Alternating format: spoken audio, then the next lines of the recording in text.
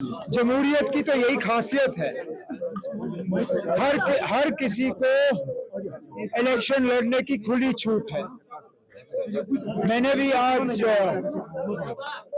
Indian express अखबार के जरिए ये खबर पढ़ी कि शायद जमात इस्लामी जो ये कोशिश कर रही थी कि उनके ऊपर लगाई हुई बैन जो है वो उठे, और बैन उठने के बाद वो अपने नुमाइंदे इलेक्शन में उतारने की बात कर रहे थे।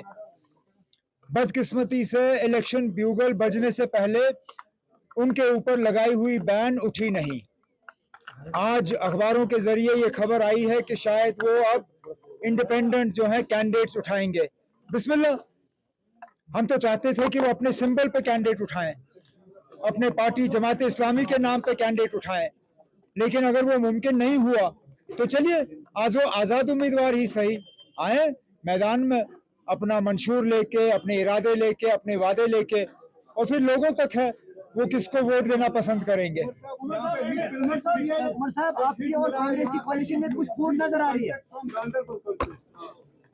मैंने तकरीर में इसके बारे में बात की। मैं अभी इस पे और ज्यादा बात करना मैं नहीं पसंद करूंगा। तंजीम की तरफ से फैसला होगा, वो फैसला आप सुनेंगे। किसने कहा?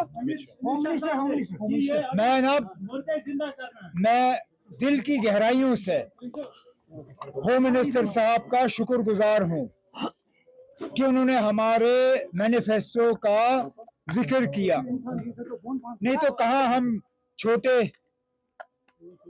मतलब दर्जे की एक तंजीम इस मुल्क के एक दूर दराज कोने में इलेक्शन लड़ते हुए हमारा मंशूर हिंदुस्तान के होम मिनिस्टर को नजर आए, ये बहुत बड़ी बात है। मैं तो बहुत शुक्रगुजार हूं कि उन्होंने जब हमारे मंशूर का नोटिस लिया तो उन्होंने मजबूर किया उन लोगों को जो आज तक हमारा मंशूर पढ़ने के लिए तैयार नहीं थे, उन्होंने भी हमारा मंशूर पढ़ा।